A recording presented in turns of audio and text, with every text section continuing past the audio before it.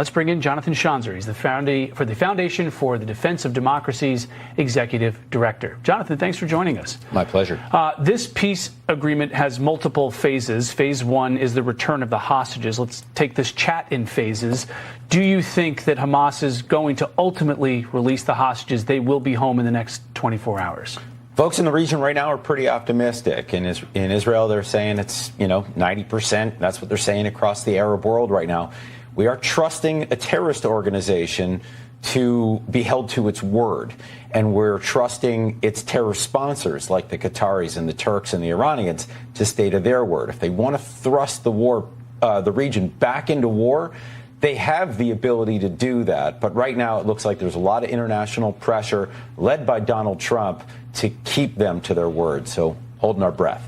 It seems as though when it comes to phase two, which is having Hamas give up its weapons, give up political power in Gaza, that there are different perceptions of what's going to happen next. What's your take? Sure. I think there are three big perceptions that we need to break down here. One, Donald Trump thinks that everybody's going to hold to this. He's talking about ending 3,000 years of conflict, and he is expecting everybody to do as he says and to listen.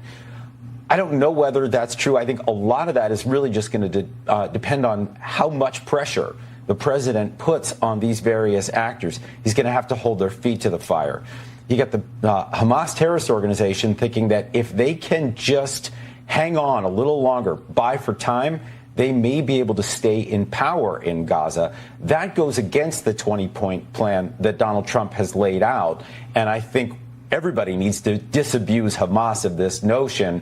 Right now, you can see they've got these guys with their weapons and their headbands and their masks, and they've deployed all over the Gaza Strip where the Israelis have pulled back from. That can't happen. In another day or two, we're going to have to deal with that. The Israelis don't want to deal with that right now because they want phase one to go through. Then there's what the Israelis think, which is they think that if Hamas stays and they're not abiding by the deal, that they can go back in.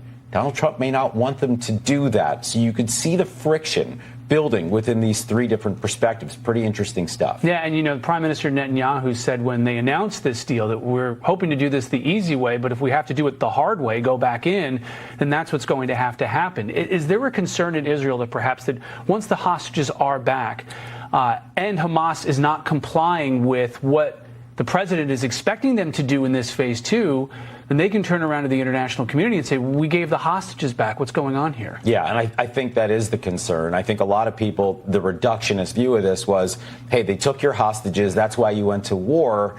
And now that you got the hostages back, just go home. Everybody wants this war to end. But you got to remember, this war was the beginning of a seven-front war that spread across the entire Middle East, right? Hezbollah, the Houthis, Iran, Syria, Iraq. All of these fronts, they're not entirely calm here right now. And so Hamas is just one small piece of this wider picture that the Israelis are still watching with some trepidation. Now, I do think that Donald Trump helped the Israelis get a grip on the region. I think Israel has the upper hand on every one of these seven fronts. But that doesn't mean that the war is over, according to Israel's enemies, and the Israelis are very aware of that right now. And a lot of America's allies have said, okay, we're willing to work on peacekeeping, we're willing to work on rebuilding. Is there a concern that the attention, the follow-through might not be there, either from the administration or from U.S. allies?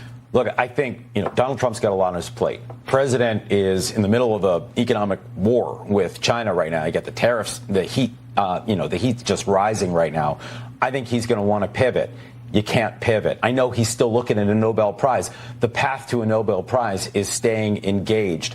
But what really worries me right now is who we're relying upon. I think the Saudis and the Emiratis, they're good allies in the United States, and they want calm in the region.